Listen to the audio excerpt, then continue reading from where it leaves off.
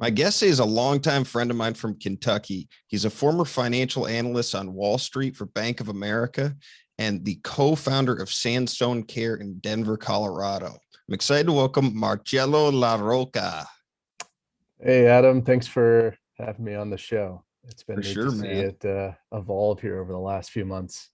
Yeah, dude, it's been a lot of fun. I didn't know what would be the best means to get you on because we have a lot of different experiences together that we'll probably talk about. But we've known each other, man, since I was 4 or 5. You're hmm my older brother's age, and you've always kind of treated me like kind of younger brother. We'll call nurturing, um, and had me come down, check out your college and, give me a lot of guidance. And you're someone I wanted to talk to about financial stuff. So you have a big background in banking and just finance in general.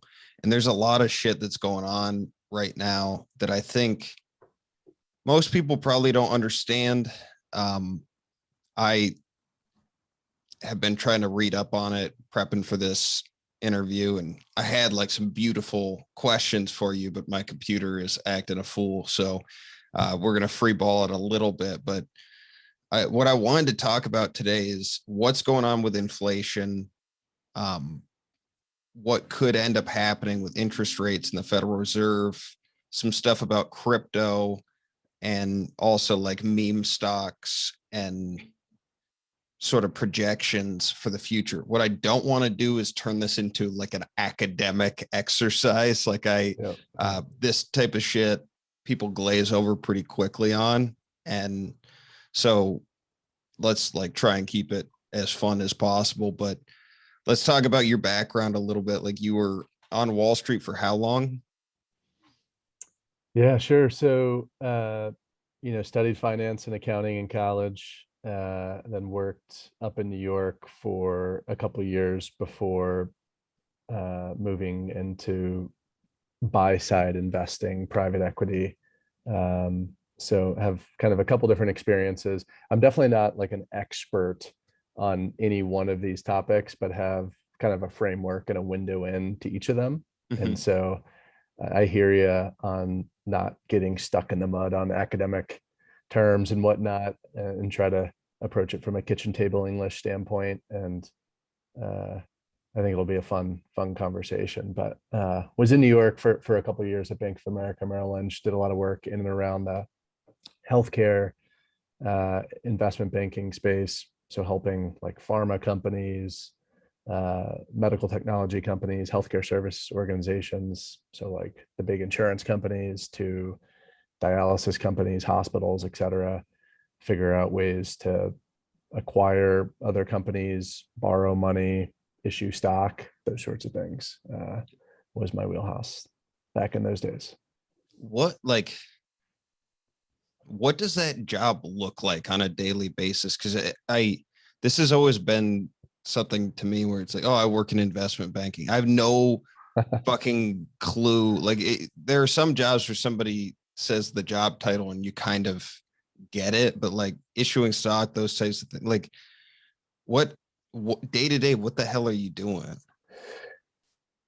Yeah, it's a good question. I think it's evolving a lot, right? So I joined kind of right amidst the financial crisis back in 2009 and kind of on the tail end coming out of that. So things were changing, and I think that world looks very different today, You mainly remember because the day I called you about the financial crisis that morning? uh vaguely, yeah, I was still in college at that time, but Yeah, I remember what you're I referring to. remember it was the day Bear Stearns Ah, like, went under.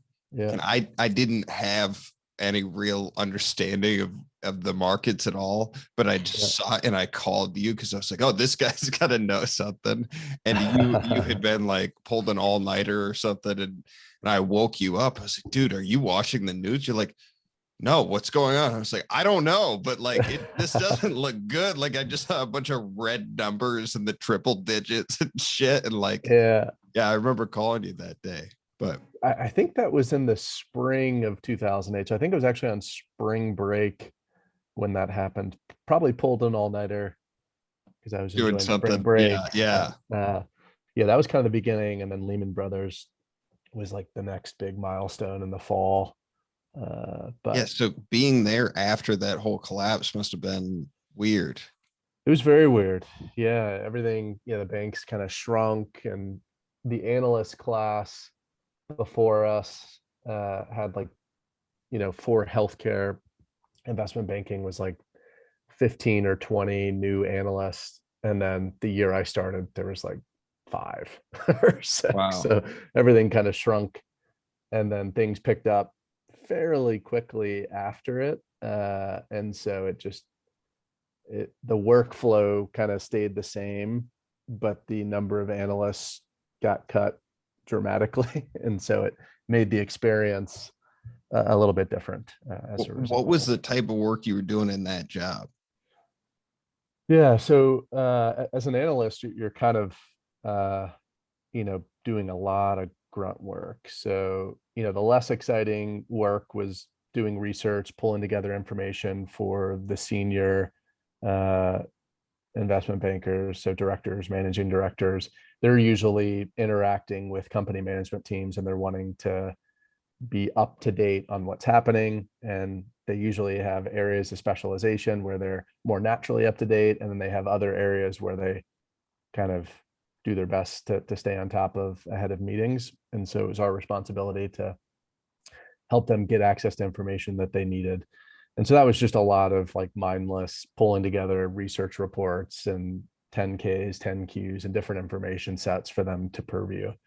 The more exciting work was usually companies are trying at any point in time to figure out ways to grow, right? And growing requires capital, and sometimes they can grow themselves. Sometimes they have to buy growth through acquisitions. And so, depending on which company it was, our bankers had a window into what the CEOs and leadership teams were thinking about, and we would try to help support that thesis, right? So maybe it's, hey, we'll finance this big acquisition, and so we would put together a bunch of information on what that would look like, put a model together, show them how it would actually help them grow, hopefully better than what they were initially thinking, and then they get excited about it, and then hopefully take action. But That seems like a weird, those are some blurry lines right there, because it's someone giving you a recommendation based on the service that they also provide. And I don't know, like personally, now that you're out of the game, do you think, just from your personal perspective, like, do you think companies growing organically through their own stuff is better for that company than for acquisition? Or I'm sure it's a case by case basis in a lot of ways, but yeah, it's hard to say. It's very industry specific, but I would say generally yes. I mean, if you can find an organization that has such a good service or such a good product that it naturally grows itself, that's better, right? If you have Mhm. to acquire companies to grow, there's a lot of sausage making involved in that. And you're bringing different cultures and different peoples together and workflows. And I think a lot of people and companies underestimate the work involved to drive growth through acquisitions consistently over time. It Mhm. usually, I feel like I've seen it more often than not. If that's like the growth narrative and thesis, more often than not, it eventually doesn't end very well. They start cutting Just corners. They don't blending integrate the company. cultures and Oh yeah. it's but you and I love making sausage as much as the rest of the world out there. So it's so um like, what ended up, so you're doing this grunt work, like what was a day in the life for you? What did that look like? Was it just crazy hours, and how did you sustain that?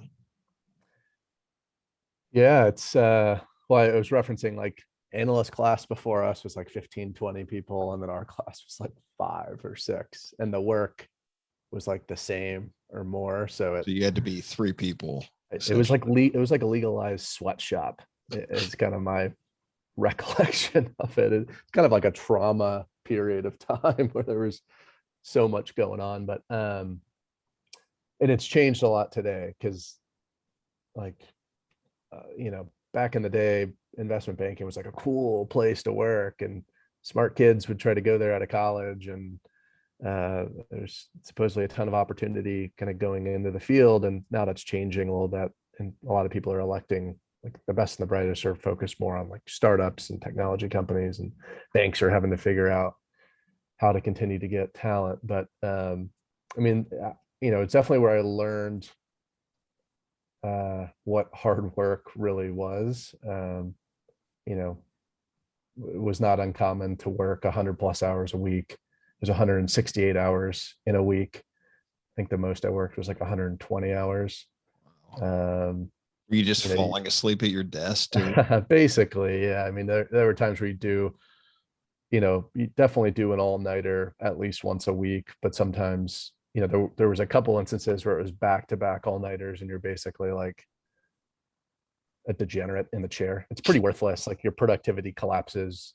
You're like not functioning at any sort of What did you do remotely to like intelligent get level. through those all-nighters? Was it just pounding coffee? Coffee, Red Bull, uh were definitely big. There was a Starbucks in the building. Bank of America, was very intentional to make sure there was a Starbucks just right down in the lobby area. But yeah, I mean, What there's was only like so much you can do. what was the longest you ever stayed awake for doing it? Like I said, I think it was two all-nighters in a row. So, maybe like somewhere between 60 and 70 hours straight. Dude, that's so Yeah. like hard on your body. I mean, how old are you now? I Like, mean, you saw what I looked like. I put you on a look like ton of shit, weight. dude. They You did feed not you. look good.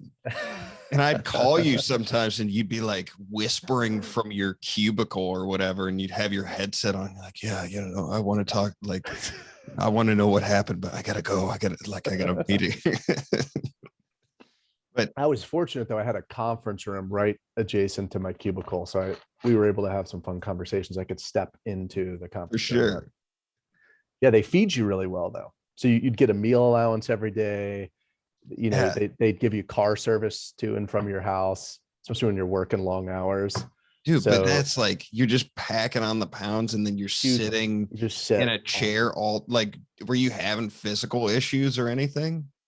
I mean, Like, you're young, right? I was 22 years old. So your body had a little bit more resiliency. I wouldn't want to do that now in my mid 30s, but at that time it was just kind of an adjustment, but definitely put on the LBs because I went from a pretty active college kid to sitting at a desk for 80 to 120 hours a week and eating all sorts of really good food that yeah, was just New York delivered to delivery my food. desk. I was just like, just sit there. I think I was a marquee. Um, I got some like recognition from this Italian restaurant called Benvenuto's. Uh, and they would start sending me free food because I'd order so much from them. It was out of What was your control. go-to thing? Like, I what? think it was the pasta alla vodka with a vodka sauce, which again is like, the opposite of healthy, heavy carbs, heavy fat, wildly tasty. Yeah. And didn't you always like you pounded the milkshakes pretty hard too, right? I remember you were telling me Yeah. that you were getting pretty into the desserts as well. A little bit. I think that's what they would throw in with my orders because I was such a good customer. They That's throw in like the wild, dude. tiramisu and things like that. But, you know. That's fucking great. So you were there for a couple of years. Um, then you ended up making a transition to private equity. Mhm. Like, what's the difference between those two worlds, and why did you want to do that? Yeah, good question. Pretty different. So kind of the goal to go into investment banking was uh one, it like sounded cool at the time, but once I became more informed, it's a nice stepping stone, right? You kind of start there, and then if you can kind of make it through the kind of grunt work and everything that comes along with being an analyst, you can have a number of different opportunities hopefully present themselves on the other side. Most people don't stay in investment banking because that lifestyle doesn't really change for like a long time. Mhm. And also like what you're doing, it's a pretty inefficient, or at least it was, I'm sure it's changed a lot, but like very inefficient work, right? So you have like a managing director who tells like a director or vice president what to do, who then tells an associate what to do, who then dumps all the work on the analyst.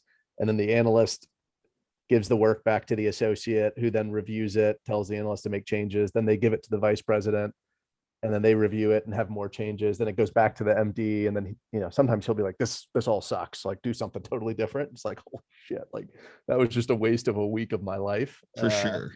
Like And it's wildly just inefficient. the conversation is 30 seconds and it drives 3 weeks worth of work or Yeah, something. exactly. Bureaucracy at its finest. And so again, I'm sure a lot of that has probably evolved over time, but I would argue it probably hasn't.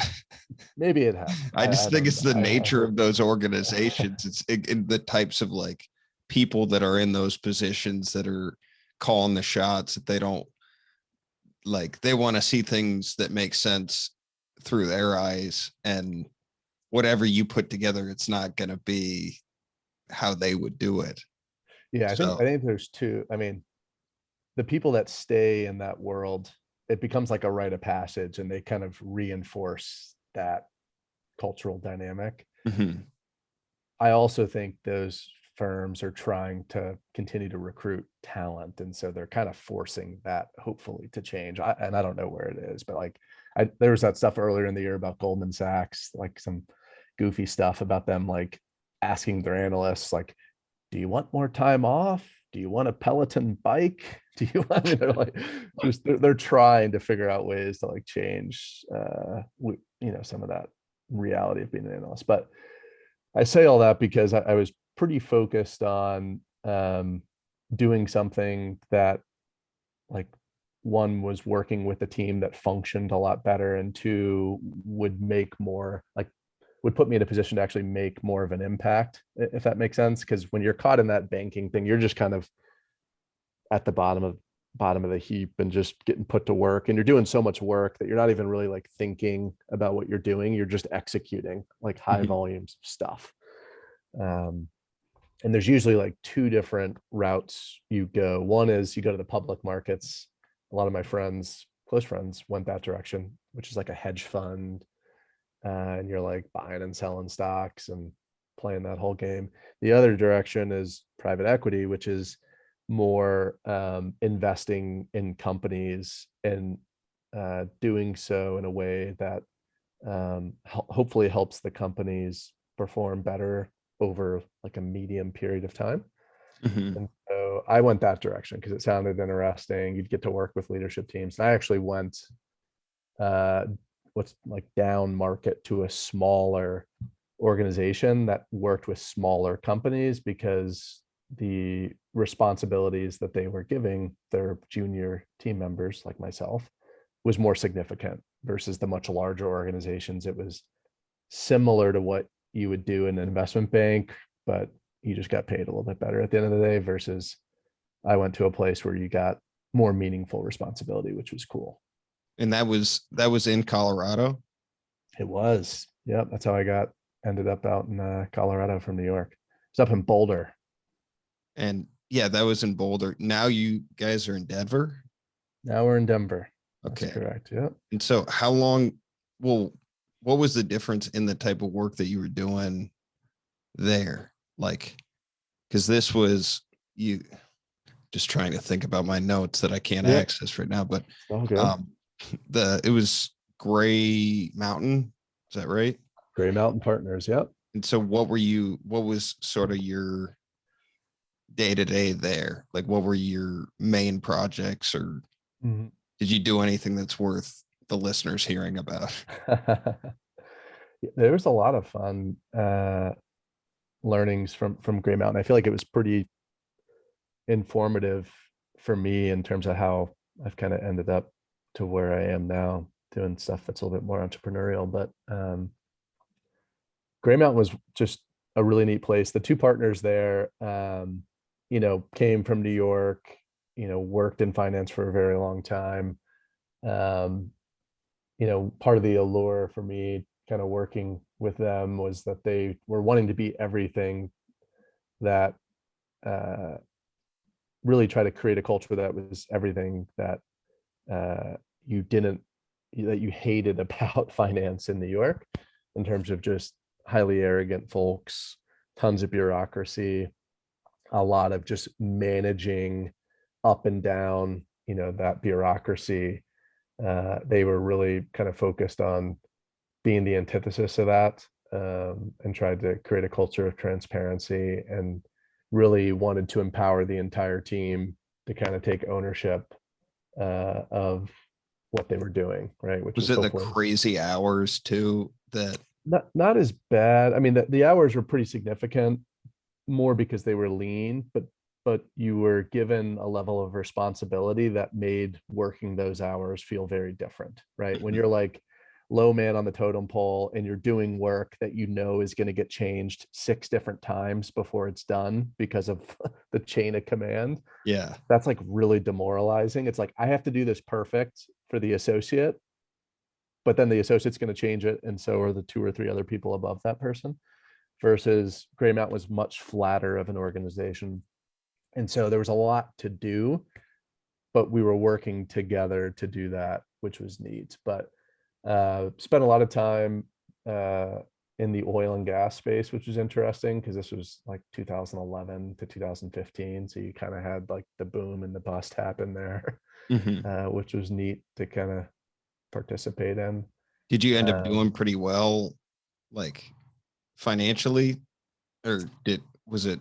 yeah, the firm did well. We made some mistakes. A lot of firms did that had oil and gas exposure, so we ended up getting pretty long in the midstream and upstream space of oil and gas, which is what gets whipsawed the most when that cycles. And so there What were do you some mean hits by? there, I but don't know what the fuck long means. Like, is it like you were trying to get in and out as quickly as possible and you got stuck, or good question. Yeah, so we don't trade anything. So private equity, you like invest in a company and you're kind of in, right? Until you sell to somebody else. And so we just invested in companies that did work in and around the oil and gas sector. So private equity firms are by definition like longer term investments. And that's what I mean by long. A hedge fund is buying stock so they can own a stock today and sell it tomorrow, right? yeah. Private equity, if you make a wrong bet at the wrong time, like you're kind of stuck, Mhm. and you got to work through that, which is neat because it can be really challenging. And at the end of the day, I'm a big believer that you can kind of figure almost anything out if you put your mind to it and apply resources, et cetera. But What were your, like, from a fundamental standpoint, or just like when you were looking at a company that you were interested in potentially investing in, what did you want to see at, like, not necessarily what that firm wanted, but like you personally, what do you like seeing? mhm. So at the time I was very young. So like, if I answer that question through the lens of what I was thinking as a 24-year-old, it was much less informed Yeah. than kind of where I am now, and still learning a lot. But, I would say kind of the informed answer to that was, we were investing in much smaller companies. So companies that had profit from anywhere from like $6 or $8 million a year to like $20 million of profit, and revenue that was 25-30 million dollars to like $100 million of revenue. So much smaller companies than what I was dealing with in New York, where it's like Pfizer, right? Billions of dollars of revenue and hundreds of millions, if not billions of dollars of profit. And so there, like your leadership team is really, really important. So a lot of time was really focused on understanding the incumbent leadership team, And if we didn't like what we saw there, like evaluating our ability to find a leadership team that could get the job done. So that was where a lot of time was spent. Second to that, and by the way, we didn't get that right a lot. That's where a lot of mistakes were made, because it's a tough thing to assess. Well, are you basically saying like, hey, this is who you have in your company right now? We suggest that you replace that person with this guy or girl over here. Say that one more time, Adam. Sorry, I got a text. Like you, yeah, I mean, this is just a casual interview that all my listeners are caring about, but feel free to text whatever. Like, are you basically going in and saying like, hey, this person's on your team, we recommend they're replaced by so and so? Or because that seems really invasive, really messy.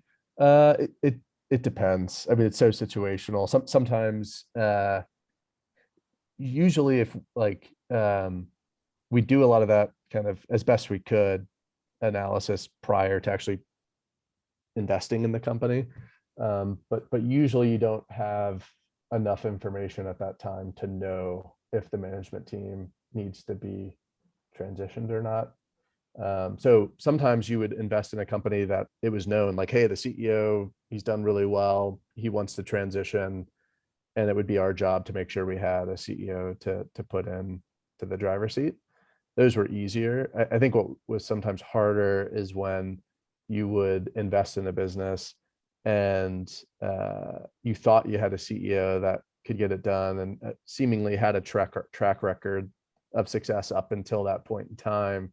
But there's so many variables that play into that. And, often we'd only have like 60 days to figure it out, which is not that much time. Yeah. And so then we'd kind of post investing start to see the real story. What was really happening? What's this guy or gal really all about? And how are they kind of tracking to the commitments that they made to us? And so then we would start to evaluate, is this going well or is it not going well? And if it's not going well, like how can we support, and or like, do we need to make a change type of thing?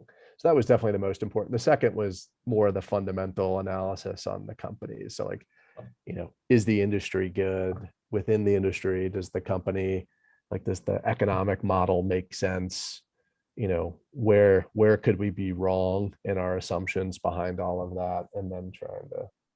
But you guys are, I mean, like you said, it's a smaller company, so you can dive way deeper on this than a lot of other people might be and kind of specialize in that category and, learn everything you can. So, yeah, that helps. It's all gotten so competitive. I think there's a point in time, like, 20, 30 years ago, where investing in the smaller companies, there was just less interest in from private equity firms there. Now the whole space is so competitive that it's like, it's pretty hard to differentiate yourself. But that's probably a topic for another discussion. For sure. So just to kind of wrap this up before we get into, the main topics for today, but you're doing Sandstone care, like what you transition, and not to be a dick here, but it sometimes when you're talking, if your hands on your mouth at all, I'm losing some of the mic. So sorry, be professional. God damn it. All right, I'll do my best. This is a serious interview. I'm barely wearing a shirt. All right, well, let me take a sip of water on that note then. Yeah, okay. Let's hydrate. So mouth sounds. Yeah, so Sandstone has just been an amazing journey. Working in private equity, I was there for 4.5-ish years. Again, learned a lot from the partners at that firm. They gave us way too much responsibility and way too much rope, and managed to not like completely hang ourselves there, but got close a couple times. But it allowed us to learn a lot more, and sometimes, have to make kind of big mistakes to learn in life in general. But while I enjoyed that experience, it wasn't necessarily super fulfilling. And as you know, Adam, I grew up in a pretty diverse family. My mom's a social worker. All she wants to do is help people. And my father's a physician. So kind of grew up with one of my values at the end of the day being anchored in, giving back and helping. And what wasn't necessarily kind of fueling that component of my value system in the private equity world. And so wanted to do something entrepreneurial that would. And so, had seen a lot of behavioral health organizations back in those private equity days. And actually the plan, I don't know if you knew this, the plan was actually to like acquire one with our old firm and then try to like run it and grow it with them. But not to bore the listeners to death, but kind of did some exploration there. I looked at a couple of organizations and just realized they were focused on kind of different things that weren't necessarily aligned with what we thought was most important for the behavioral health space and supporting teens and young adults, which is what we do. Most were focused on just inpatient levels of care. We're big believers that outpatient programs are really important for driving outcomes. And so to make a very long story short, we decided to build Sandstone from the ground up. And so we left in 2015 and started the organization, and we've grown it. We've got, like 12 or so locations now. And oh wow, I thought you only had 3. No, we've grown a lot. We have 230 employees or something, plus or minus kind of 20 or so there. And That's it's wild. been And a wild ride. It's recovery centered, like you said, behavioral health, but like just for ambiguity reasons, like what's the main services, and let's do this in like 1 minute or less so then we can 1 get minute on to or the less. good All stuff. right. Yeah. So we started, so we're age specific. So we specialize in working with teens and young adults. We started out as addiction and co-occurring mental health focused. And, we've broadened into also including primary mental health disorders, mood disorders. So, teens, young adults that are struggling with substance use, trauma, anxiety, depression, personality disorders, et cetera. We have resources to help support them. It's a And big growth space. it is, yeah, there's big needs there. And unfortunately not a lot of providers that have approached it well. And a lot of people get caught up in trying to, like, to your point, participate in the growth, but that's at the expense of quality of care. And that's what we're trying to really work against, if that makes sense. Yeah, where, if anybody listening is interested, where can they see some, like, get info on it? Sure. Yeah. Sandstonecare.com. That's our website. We have an awesome admissions team that they're there to help provide resources, whether or not we're an appropriate fit or not. They have resources at their fingertips. They work with our business development teams, et cetera. So anyone can call with any question they have, and ridiculously service oriented is our number one core value. And you can test out that core value by calling our team and asking them just about anything, and they'll do whatever they can to help support you, which is pretty cool. Great.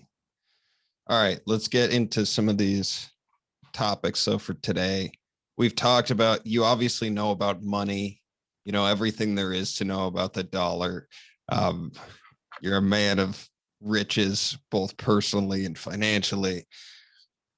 What's going on with inflation right now? And can you just, like, for anyone who's not up to terms with the definition, and like, what is inflation, what is not inflation, and why is there change happening right now? Mm-hmm.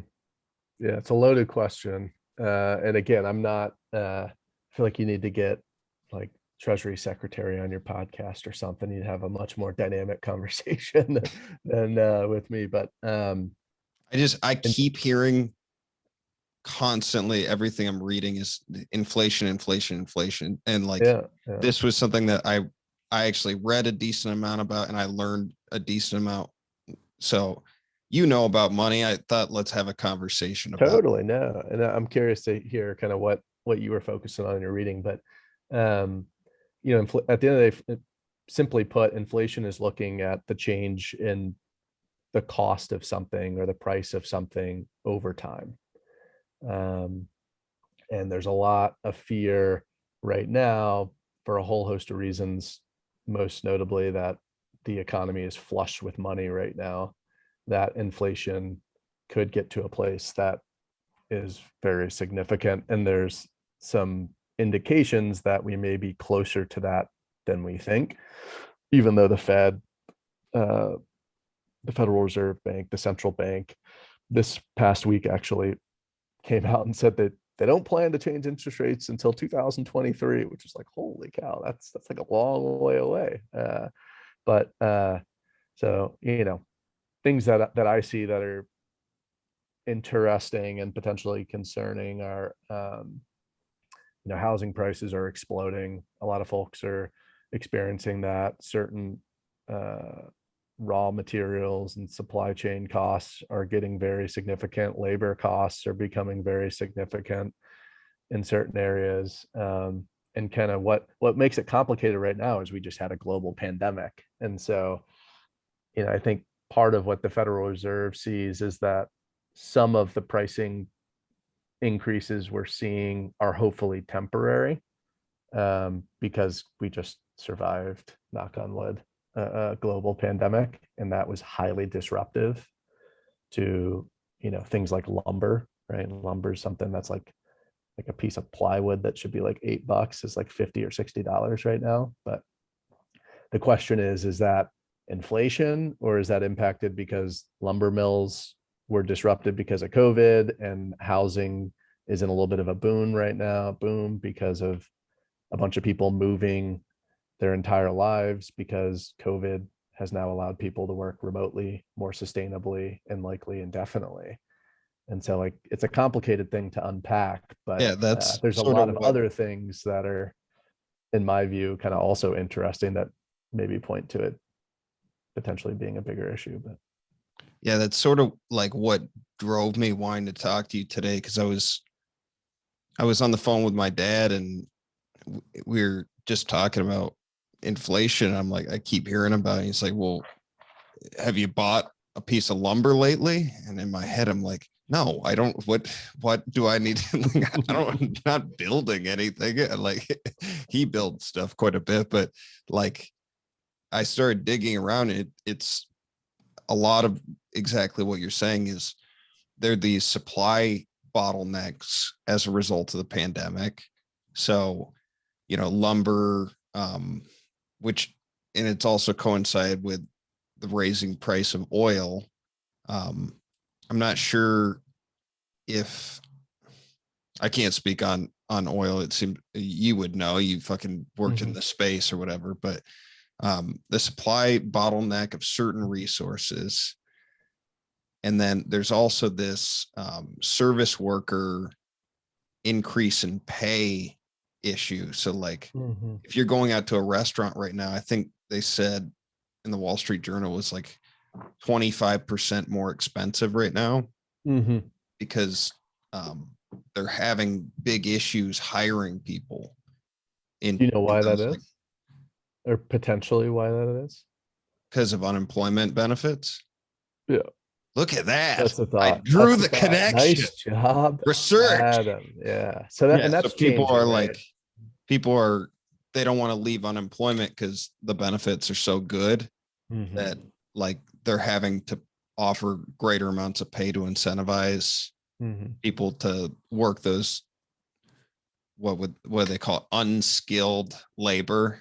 It's be very judgy. Right. Yeah. And wage inflation is actually, it's at least, it's not a terrible thing. It's actually a good thing in a lot of respects to see wages going up. And it's good to see, in some ways that's helpful for the overall inflation story, to see prices are going up, but wages are at least going up with that from like a big picture standpoint. It gets really bad if like wages aren't actually going up, but prices are going up. That means things are getting like unaffordable and going to cause other economic problems. But that unemployment piece, if I'm not mistaken, is changing kind of already in a number of states, and that should hopefully help. I mean, we've even seen that at our organization. You know, some of our roles, especially more of the entry level roles, can be really tough to fill, because you know folks are able to get the extra unemployment top off checks, and it's like, you know, they can make maybe a little bit more money by actually working, or you know, collect the unemployment during that period of time. And Yeah, it just you know, economically, like from an individual incentives reason, like people are like, oh yeah, I could make, you know, 65% of what I normally make, or take home 75% of what I normally make and work 40 hours a week. right. People are gonna act on their best interests in that case. So it's strange because I mean, I read a lot about this, like groceries, things like that. They're overall the price of groceries have gone up, but then Mhm. there are these specific groups of food that, like, because of bottlenecks and shortages, like that's driving the price of groceries up more. So like, Mhm. I don't know. You see it sort of. My takeaway is across the board. I would say like inflation is real. Mhm. There are some things that are kind of in this ridiculous category where, like, used cars right now, the price of them are substantially higher than also Mhm. um, cars in general are more expensive because there's a shortage on computer chips Mhm. for those cars, which is then driving the price up. Mhm. But I mean, anytime I go out somewhere and I'm spending money, I've noticed like it's more expensive right now. And Yeah. I don't know long Yeah, and term. yeah, and it's all tied to like, you know, even the used cars, the new cars, and like the computer chip shortages, like unpacking that. Like, is it COVID, supply chain related? One of the things that I find interesting is that a lot of it is fueled by the availability of credit and money, Mhm. right? And so at the end of the day, there's a lot of people that want to buy cars right now, new, used, doesn't matter. If there wasn't that much demand, there wouldn't be the price appreciation that we're seeing. People And always want to buy cars, dude. It's always. like it's one of those weird things in America where there's like this such a, I don't know if it's marketing or just like culture or what, but there's so much of people's, like, I mean, what are you driving right now? Something like a fucking Tesla, and like you're No, I'm what? a Yukon. Oh, yeah, Yeah. I but always thought what still a your nice dad car. drove was awesome. He always had the Denali, the Yukon XL. Yeah, I bought his Honda Civic from him, um, which is clutch, man. Great MPG. He had a Honda Civic recent in the recent past. Yeah, it was so that he could, like, if my grandpa or whatever came through the house, like they had something to drive. I Gotcha. don't know. There's something about like the insurance being way more expensive to have like a vehicle available for a bunch of random people to drive than, Yeah. Yeah. I don't know. It was risk mitigation, but I see. not Gotcha. related to inflation. I see. Anyway, so like you talked a little bit about interest rates and like how that ties into inflation. Like generally speaking, it's if interest rates are lower, there's going to be more inflation, Um, or is that kind of the yeah, question mark? it can lead lower interest rates mean people are more excited to borrow money, can be more excited to borrow money, depending on other factors. And if they're more excited to borrow money, that means there's more money available to buy stuff, which means demand could be higher, which means prices could go up. Um, all else being equal. Um, Being that, like, if interest rates are low, the cost of borrowing that money is lower compared to borrowing it, in different periods of time. So it's yeah. like comparative incentives, it might barely cost you anything to get access to that capital. And Correct. Yeah. So the government, is like the largest spender in the U.S. economy, and you have like the U.S. government that spends all of our budget every year, which is a lot, and um, and then you have the central bank, which tries to like control inflation and employment, which are like their two like measuring sticks for the economy, the health of the economy. And so right now, like why inflation is like an interesting thing to talk about right now is like interest rates are like as low as we can go.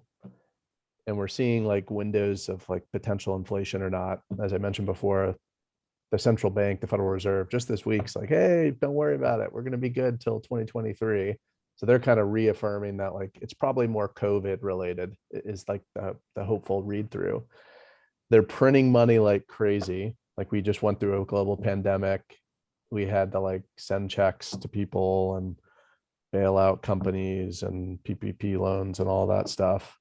So like there's so much cash in the system right now, it's not even funny.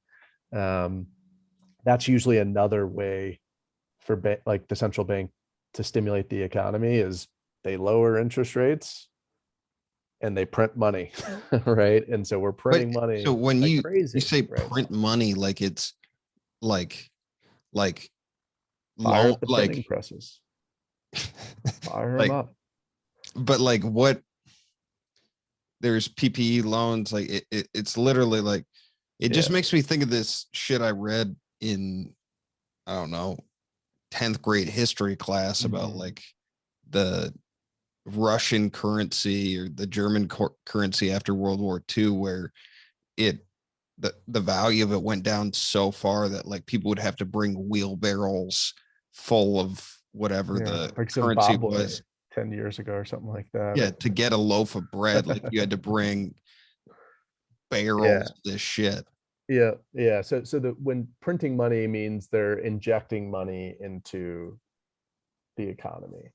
But usually the way it works is the central bank controls the money supply, like literally the amount of US dollars that are out there, right? And if you change interest rates, which is one of the levers they can pull, you can change, like if they brought interest rates to 10% tomorrow, nobody would want to borrow money. It's like, holy cow, this is expensive. I can't buy that new car because my car payment is really expensive, right? Yeah. That's one way to do it, right? Jack up the interest rates, you'll slow it down. The other way to stimulate the economy, which is what they have to do because the interest rate lever is all the way down. There's nowhere to go. You can technically go negative. That's happened like a couple times, but like it's not like a proven thing over time, which would mean like you're getting paid to borrow money, which is kind of funky. So the other way to do it is like inject money into the economy, which is what happened hugely over the last 18 months, especially with the pandemic. And in many cases was the right thing to do. But the way they do that is they buy, the central bank can buy financial assets. And usually what they're doing is they're just lending money to the US government because they're technically separate, central bank. And then you have like all the different government entities. They'll just give money to like the SBA, who then goes and spends hundreds of billions of dollars bailing out small businesses over the last year, right? Or they lend money to the federal government to support unemployment benefits being extended for extended periods of time, which puts money directly into people's hands, who then go out and what do? They go buy those used cars that are getting really expensive, right? And it's like that. So kind of stuff. what's the risk though of doing that? Like, so It's debt. it's That money debt. is not free, right? So that money gets issued and it's in the form when they lend the money to the different departments that go execute these different things to help stimulate the economy. It needs to be paid back at some point in time. And that's where it gets kind of interesting. And you had mentioned something about losing the reserve status. Oh yeah. Like, is that basically what's at risk by doing this? Yeah. Well, that's why we don't have to go with wheelbarrows full of cash to Whole Foods to buy my nice multigrain bread. That's been like what's Is helped that us. that's where you go? You're a I'm Whole down in Foods guy. I'm in Austin right now, and I went to, like, I think it was the original Whole Foods. It was pretty cool. But yes, I do. My wife loves Was Whole it like Foods. $12 for that loaf of bread right now? Because it's It's Whole Foods. That's Whole Foods inflation. You can't. yeah. That doesn't represent But the. then also on top of that, come on, man, get on the Trader Jose's train. I love Trader Joe's too. But in any case, we don't have to bring the wheelbarrow full of cash, because the U.S. is in a very privileged position that the U.S. dollar is like the currency of the world, and that gives us an ability to do a lot more than what most other countries can do in terms of how aggressive we can get with things like printing money. Like our total debt, I was looking at it before this discussion, coming out of the 2009 financial crisis, which we were talking about earlier. We had 11 trillion of total national debt. Guess how much debt we have today? 10, call it just over 10 years later. Well, I thought I read somewhere that they had issued like 7 trillion since the pandemic. So I don't 20. Yeah, what I saw was we're at 26 trillion. So we're up 140% or whatever that is since 2010 in terms of our total national debt, right? The country's been around since 1776 or Who do whatever. It we has owe like it to though? Like it's just like all of this. Like, I mean, when you're issuing debt like that, is it just you're basically jeopardizing or the strength of your currency? Mhm. Kind of, yeah. I mean, some of it's borrowed like inside the US, right? So like, It's just people a borrow from maze of shit, dude. I don't it like is a this maze. has It's kind of a always rat's nest, been. I feel like no one actually knows the answer to this question. but We well, need to like you can the central bank, you can like dig in pretty deep on who holds what. So that the answer's out there, but it is pretty complicated, little rat's nest to follow. But a lot of other countries, hold debt, our debt. People view US treasuries. I mean, you've heard that it's like the safest asset in the world, and it pays like you nothing to hold it, but it's safe, supposedly. Um, a lot of people, institutions and countries buy US dollars because it's more stable than their own currency. And when they're buying dollars, they're usually buying a treasury bond that is debt that's funding everything else, for us. So it's usually a bunch of other countries that are holding our debt is a big piece of it. just god damn it. Just so complicated all the time with this stuff. So like But if you have we to do the key, you can keep it simple. At the end of the day, our debt is exploding. If you had a credit card, like credit cards are maxed out right now. So like what does that mean? Like if your credit cards are maxed out, what do? Right? There's like a couple things you can do. You can stop spend taking less the phone money. calls. Stop. Yeah, you can declare bankruptcy, wipe it out.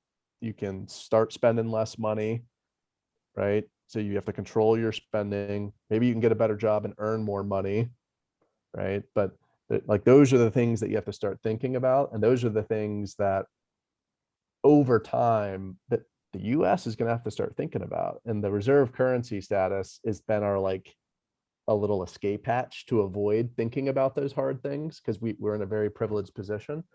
But that's where crypto comes in kind of my world of, and my business partner's like way into crypto, and he's been enlightening me in most respects on it. Let's But talk about it then a little bit because I know there's a lot of like conflicting opinions about crypto, and there's some people that I know that are really really smart, and I respect their opinion. They're hardcore on crypto. mhm. There are other people where it seems like it's sort of this day trading type mentality, and I like retail level day trading where Mhm. people set up like a Scott Trade account. They're like, I bought Chipotle last week and it went up 4%. Like I, like You love I made, Chipotle. That was your big winner of dude, I made a lot of money on you Chipotle crushed it on early on. Chipotle. I remember that. I fucking killed it on Chipotle. I was that dude. That's why I can make fun of him. Yeah.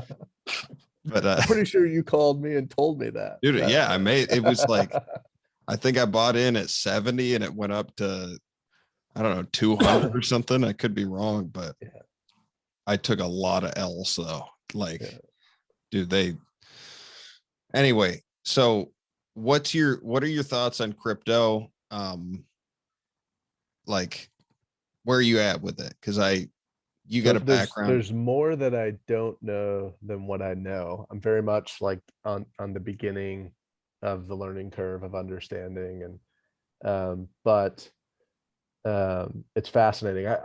It's definitely, to me, very similar to the internet revolution of like the late 90s that resulted in a bubble, but then a lot of companies continued on beyond that and then have done incredibly well, right? We've seen a lot of those, the Googles of the world, Microsoft, et cetera. And so, but there were a lot of companies that like were worthless in that entire process and became worthless, and people lost a lot of money. So that theme is very true in my opinion right now. So yeah, it's very important to like spend the time to understand what's going on before you start just kind of gambling, unless you're comfortable gambling, which a lot of people are, but you should view it as gambling. Like you could lose 100% of what you put in. But so I say all that because if you dive in deeper, like to me, there's two really cool areas of crypto. One is Bitcoin, which you hear a lot about,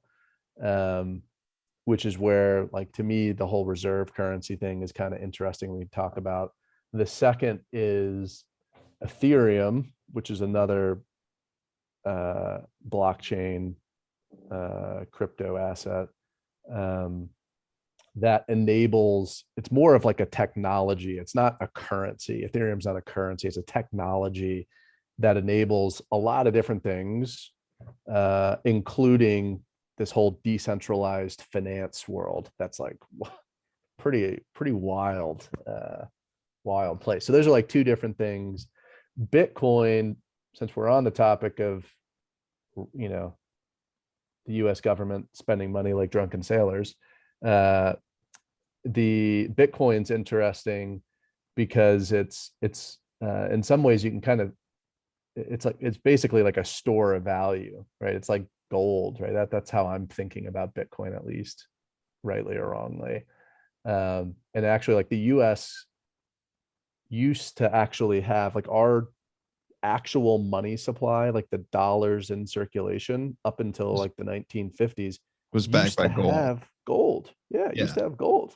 And I think it was like Nixon or something like that. I was like, like it's hard to keep up with this. Like we need more dollars, and this whole gold thing's painful. Like we're gonna get rid of that whole gold standard thing, and he detached it. I'm pretty sure it was Nixon, and then it became. God, dude, stop touching your face. You're driving me crazy right now.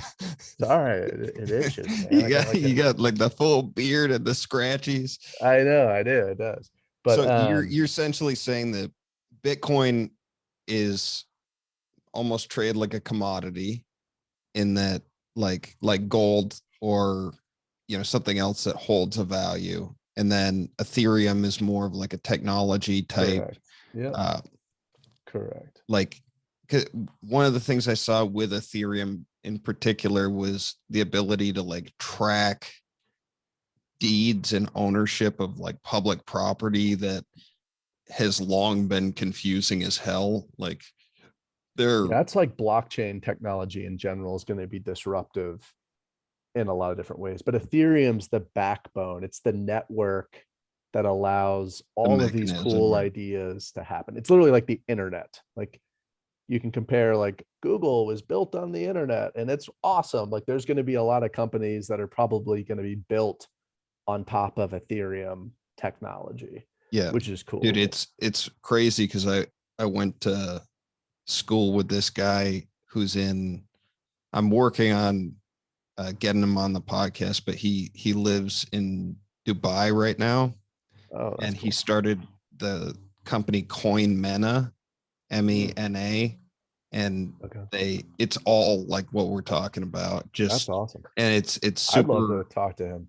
dude. I'll have to listen to him on the He's podcast. fucking cool as shit too. Like he's a homie, but like he he's super driven and he's Jordanian. So when he's talking, it's just like super like everything he says is just with so much conviction and like intensity. I love it, man. So if I can get him on, I'll let you know for sure. But yeah, please do. like in general though, go ahead. Back to crypto, like gun to your head, do you like would you put your money into it? And if so, which one? Yeah, so I think it's like I'm all about diversification, so I wouldn't like go all in or anything like that on anything. But Bitcoin is very interesting to me, and just to play that out a little bit further, it's a store of value, and the cool thing about Bitcoin is like there really is a finite amount of them, right? Like that was the theory. That's why gold had this notion of value.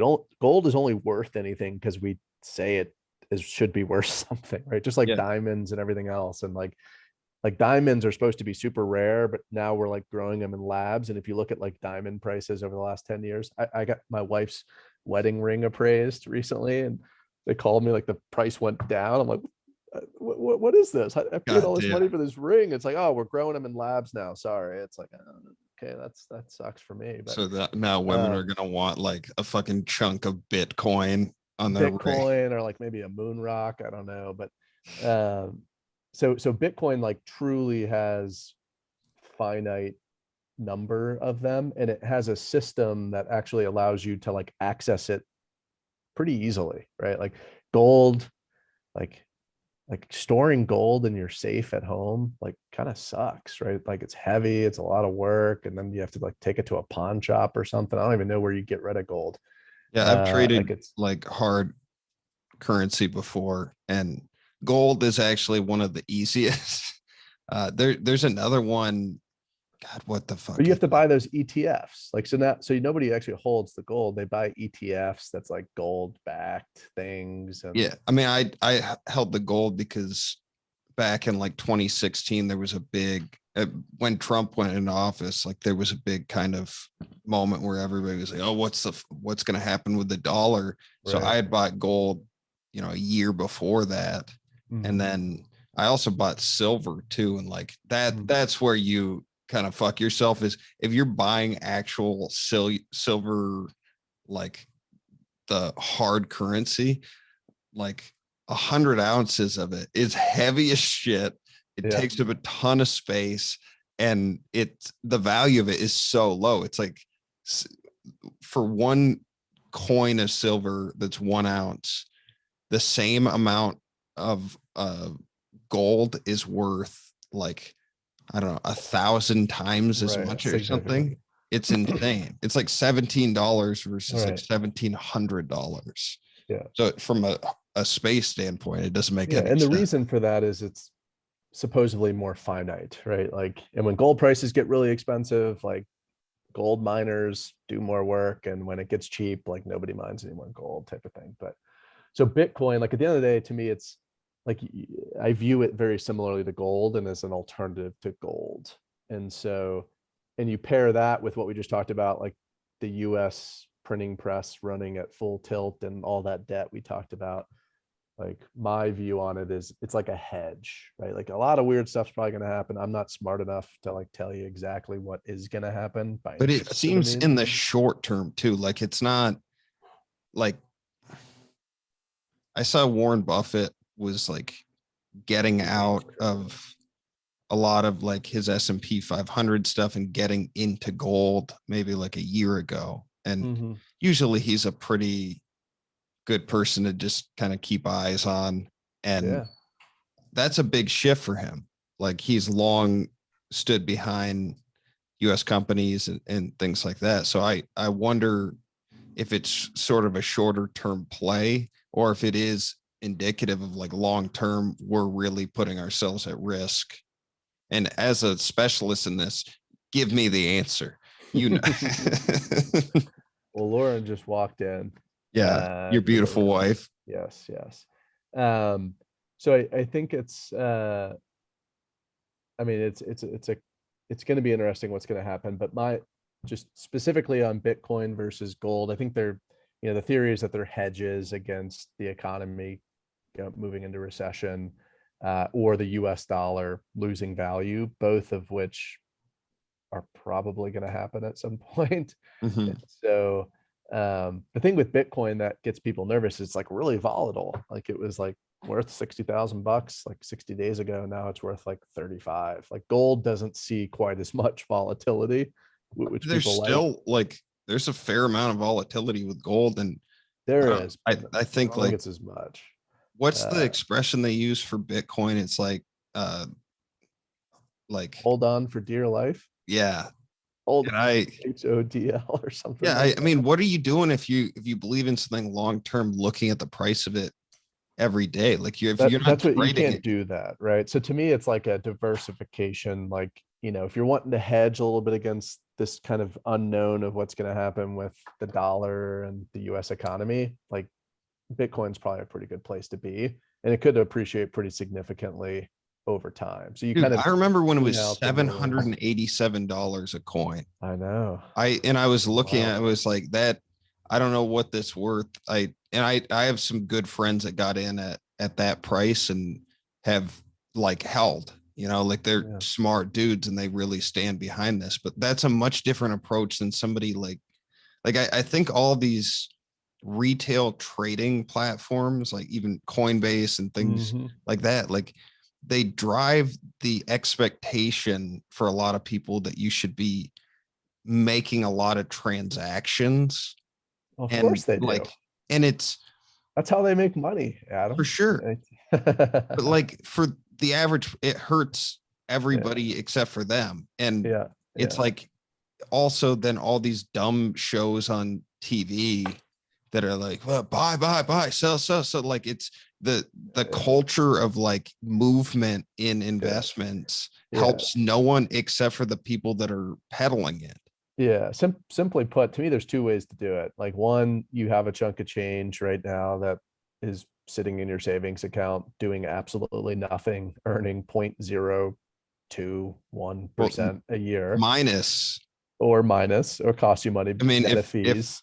well, no. Like if we're talking back to inflation, like if you put $100 in True. that account and Inflation's we're at the 2%. Yeah, yeah, you've which got is less money. arguably low for and Totally. So my theory, my recommendations to listeners would be either like move some of that portion of it into Bitcoin and just hold it, don't look at it, and look at it 3 years from now. And my guess is it's probably worth more, and in a lot of cases, probably quite a bit more than what it was worth today.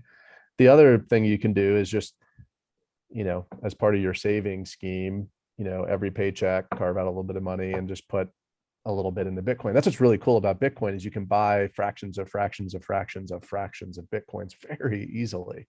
Right. That's where Coinbase is awesome. Right. And they make it super easy to get exposure to crypto. And so versus like ETFs and whatnot, there's like minimum amounts. You can't put fractions of, dollars into ETFs. You can buy you $10 worth of can Bitcoin. through there has been some changes with Acorns is a company that they do like a composite portfolio of ETFs. And so Isn't that you can, Ashton Kutcher's company? I feel like I've seen him like somehow involved in I'm that. sure it's got some stupid shit associated with it, but the idea was any transaction you do, you round up the difference and then that gets put into a savings account, which That's then awesome. can be invested, which That's really cool. I think the big thing that you mentioned, like, or maybe I mentioned it, I'm a genius. A very smart dude told me this at one point. He's like, if you put your money in a bank, like you're you're screwing yourself in the long term. Like even if you're saving your money, you're losing money in that situation. So if Mhm. that money's not working for you, like, you should be putting it to work. And so like you put $100 into an ETF and it Mhm. averages anywhere from 7 to 11% or something. Like Mhm. the end of the year, that's $107. You subtract like $2 off the inflation of that, and you made $5 after inflation. But you would have lost that $2 anyway. Like what you should be aiming to do at a minimum is fighting that 2%. Totally. You're for Exactly. sure losing that 2%. Yeah. Yeah. And inflation hasn't been that high up until recently. And it'll be interesting to see what happens. But totally agree. But I mean, banks, there's no yield there. And there's cool ways in crypto there's too. These companies No like yield Block. because of interest rates. Exactly. Like it's been 10 years since putting your money in a savings account makes any sense. Yeah, it was pre 2008 financial crisis. Ever since then, interest rates have been terrible. I mean, you could And get that's been by virtue of how again, back to our earlier conversation, that's by design. We're trying to stimulate the economy to run at a sustainable level. But yeah, it's messy. Crypto actually has some cool stuff. There's these networks and different platforms, BlockFi, Celsius, and some other ones that are still centralized. It's not that decentralized finance stuff I referenced, but you can actually take dollars, convert them into what's called stable coins. So I've done this on BlockFi, and you buy a stable coin, which is basically like a cryptocurrency that's pegged to the US dollar, and it's designed to stay tied. $1 is worth one USD stablecoin, and it's not supposed to move. And did you hear about Mark Cuban getting smoked on this this past week? That guy's a piece of work. He got totally just got way over his skis on something within the crypto world and invested in this like really like sketchy stable coin that was supposedly going to be tied to the US dollar, but then it collapsed. But in any case, BlockFi is a great one. Would definitely recommend it. It's probably the most well-funded, and their stable coin actually has US dollars in a bank, and they audit it. So like, when they issue more stable coin, they actually buy more dollars, and that allows that parity to stay in place. And they're paying 8.6% interest on putting your money with BlockFi in these stable coins, and you don't have any of the currency risk going back to the US dollar. So that's a much better place, to your point, Adam. If you want to park money and you're pretty risk averse, but you at least want to stay in front of inflation, that's a good place to just park some money. And they make it pretty easy to move money back and forth between, your normal bank and their bank, which is kind of cool. Well, one last thing too on this, and then we probably should wrap up pretty soon here, but like there is sort of one underlying thing that I've kind of picked up on and read a fair amount about. I wanted your opinion on this. There are certain people, socially, politically, whatever you want to call it, that seem to have a large voice in these spaces and have driven movement in the market. Musk. Elon Musk, where he's saying, they're going to allow Bitcoin payment for Teslas and then reneged on that. Yeah. And then the Dogecoin stuff after SNL, like, do you think, I mean, I don't know what the capital space is for, or how much market capital there is, but like somebody having that much influence on it, does that potentially, like the risk of that, does that outweigh the benefits of these investments, or because I think in the short term, it really affects people. And I mean, those are the people that short-term investments like that, you're, like you said, you're gambling. Yeah. But and that, to me, that's just it. I mean, I think it's important to kind of do your homework before you put your money somewhere, and or listen to someone that you trust, that you're comfortable following. Otherwise, whether it's a stock market or anything, it ends up being gambling. Like you're just saying, I think this is going to be worth more, hopefully over time, which is fun. But it can be fun. Yeah, but you gotta at least just like recognize what it is when you're Correct. doing it, you know? Yeah. And the thing with the crypto stuff is it's not regulated. It probably will be, and that's going to be an interesting transition to have happen. But Musk can kind of get away, and a lot of these guys, sometimes they're actually intentionally manipulating what's happening to create opportunities for themselves. Probably that's, Or, I mean, maybe I not have to official enough, imagine but like the Winklevosses or whatever were just like just like loving like when any of this, I mean, that's what my main thing is when there's only so many people in these spaces and there are such powerful voices and like there can be potential collusion to benefit specific part. I'm not saying that actually happened. I'm just saying if this is a market space that can happen, is that something that regular people should be considering? And yeah, I mean, it's true. It's true, but that exists everywhere, right? Like if Warren Buffett says ExxonMobil sucks, their stock is collapsing, right? yeah, Because Warren Buffett said it. So it's not that's true of like I always most forget about asset this point that, classes. yeah, the regular stock market Yeah, sucks ass too. yeah. And so, but it and over time, like the pace at which people are investing, moving into the crypto space, which is also like kind of scary and probably in some ways maybe a negative, but it's growing like very rapidly. I didn't know this until recently, but like on one of these DeFi platforms, decentralized finance platforms that I've been learning about called Curve, it already trades $1 billion a day of volume. Like the New York Stock Exchange is like 100 billion or something like that a day. Oh, So like they're already 1/100th of the size, and that's like this very small niche thing that started in September of last year, Adam. Like we're not even a year in. So it's like it's like the very beginning, very immature, so new, it's like online wild poker or west. something when it came out.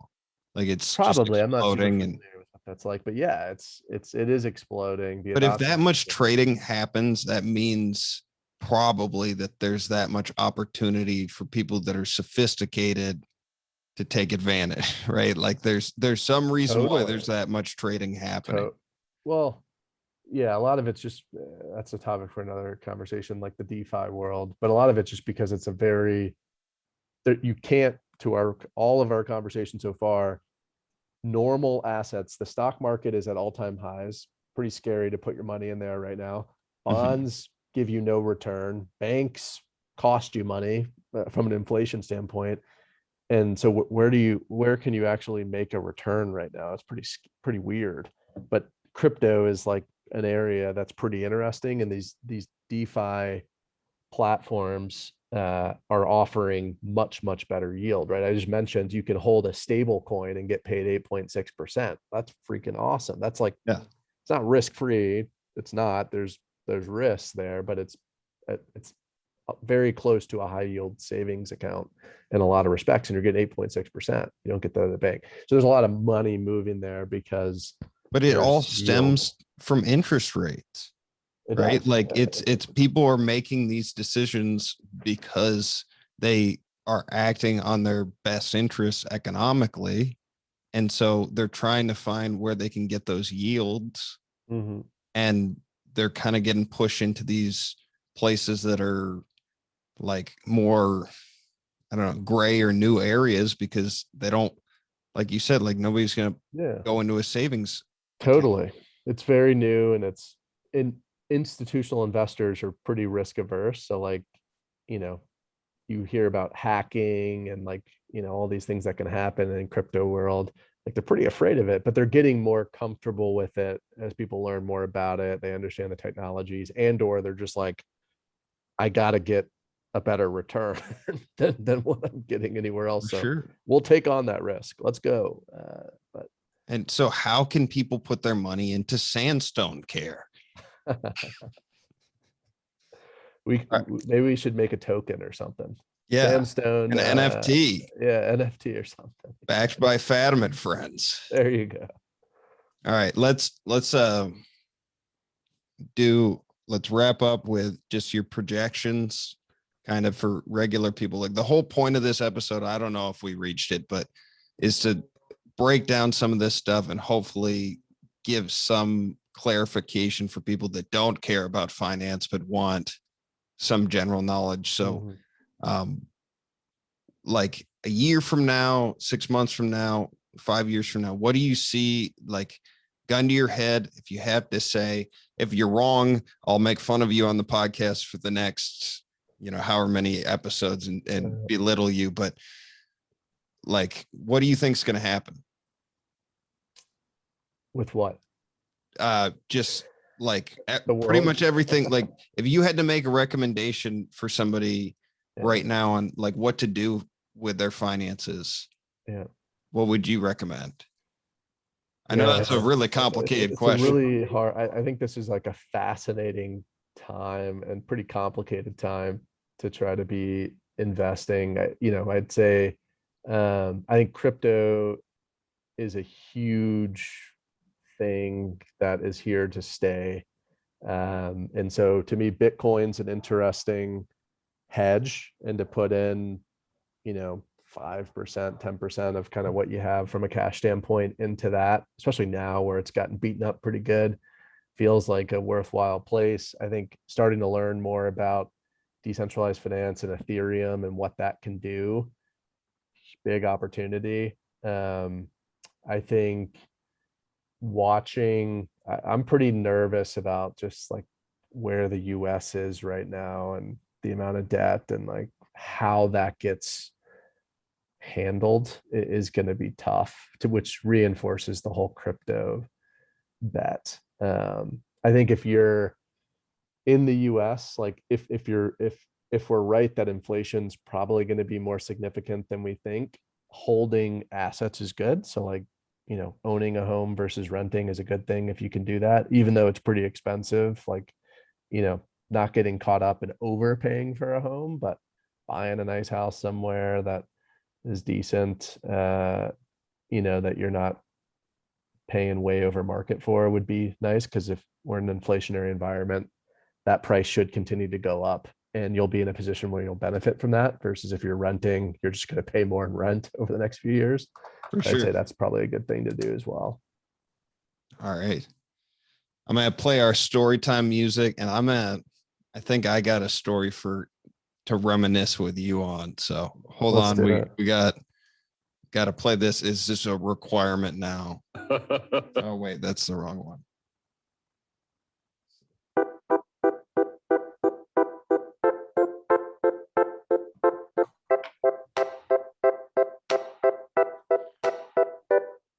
It's story time. It's story time with Fadam. Yeah, it's story time.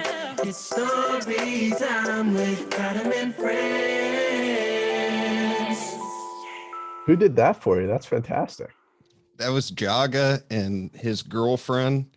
I'm blanking on her name right now, but he does our outro music. And it was, also Nate Tyree, who we've had on. And it's a nice little transition. We were using this one that we got off YouTube, and I think we were going to violate some kind of copyright stuff. So gotcha. But shout out Jaga and Nate and Jaga's girlfriend that I forgot her name. But fun little story that you and I had together. It probably happened, 16 years ago now. But I used to go down to Louisville to visit Mark, and I was like 15 years old or something at the time. I couldn't even drive. And I had just started boozing like a couple of years prior, and he was older than me. So like what like he and his buddies did at the time were, it was more mature. And we were hanging out at your ex's place, and I didn't know at the time, like I had never really drank like hard, like I had a couple times. But do you remember this night, by the way? I do. I was kind of waiting, like, which story are we going to go into? Yeah. Is this okay to tell? Yeah, go for it. All right. Because I know I don't want to. I mean, as someone that's off the sauce 10 years now, I'm happy to tell this story, but yeah, I had never had bourbon before.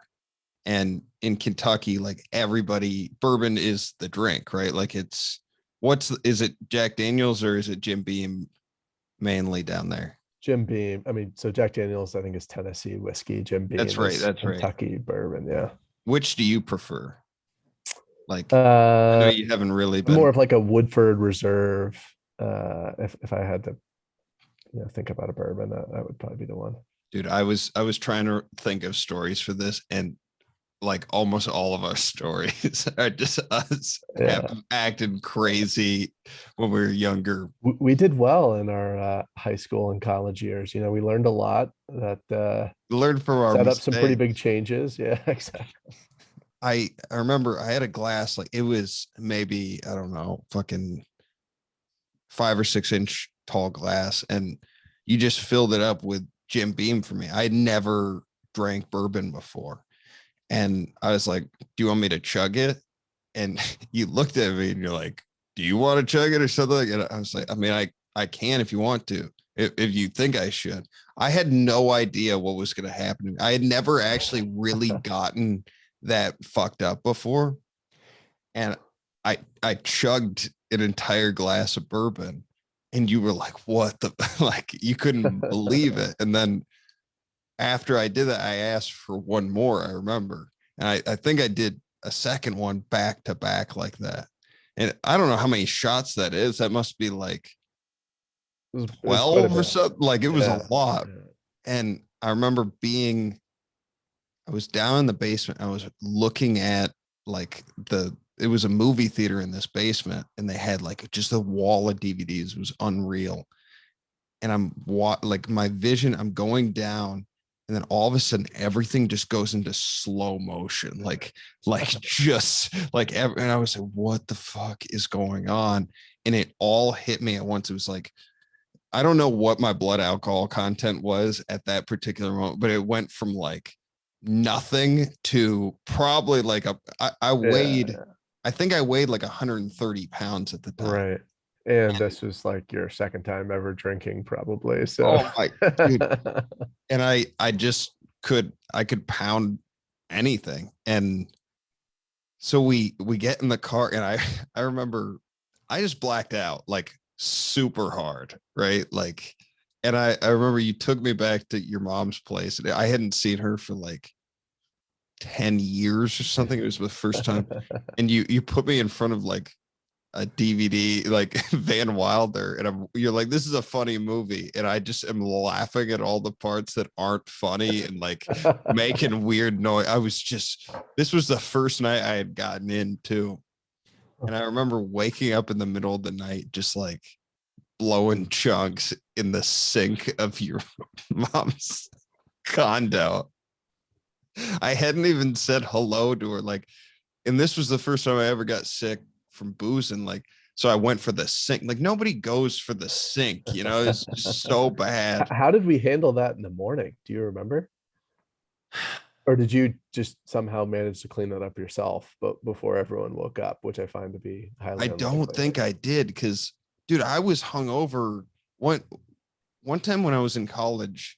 Like, I was a freshman in college. I was sitting next to this dude, and we were playing fucking Halo, and I told him that I had been hungover for 24 hours before. And he looks at me, he's in a fraternity. He's like, nobody's ever been hungover for 24 hours before. And I was like, all right, bud, like, and then like 6 months later, he had gone through like his pledging and all that shit. And he came into the room. He's like, dude, I know exactly what you're talking about. Like, that was my first 24-hour hangover, because I got sick. I remember I passed out, I think in bed with your brother, who I hadn't seen for 10 years. And he woke up to me like with whatever was on my face.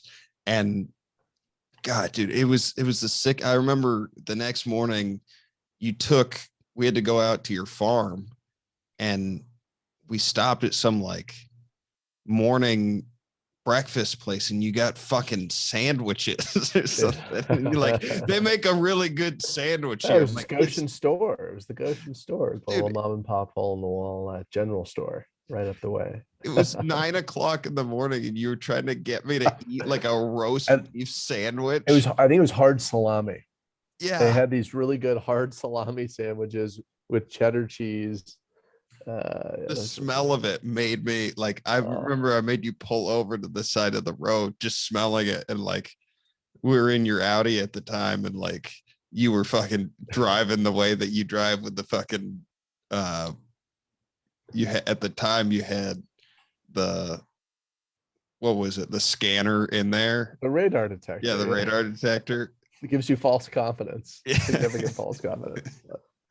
Yeah. So basically, since then, anytime I smell bourbon, I can't even smell it. It's so It's a bad. one and done experience. Well, I'm sorry that I ruined that for you, but I mean, it worked out fine.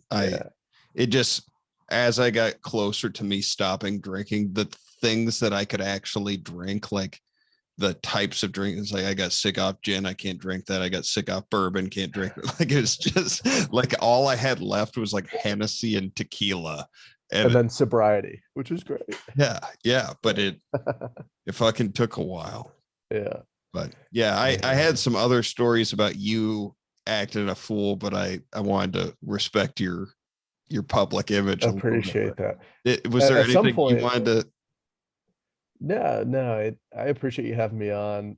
I'd love to. I feel like the stories are bi-directional. We've got a lot of shared memories from our adolescent years and collegiate years that are quite entertaining. I think we did pretty well, all things considered. But at some point, in the future, maybe we can kind of open a few of those up together and re-examine those for the listeners.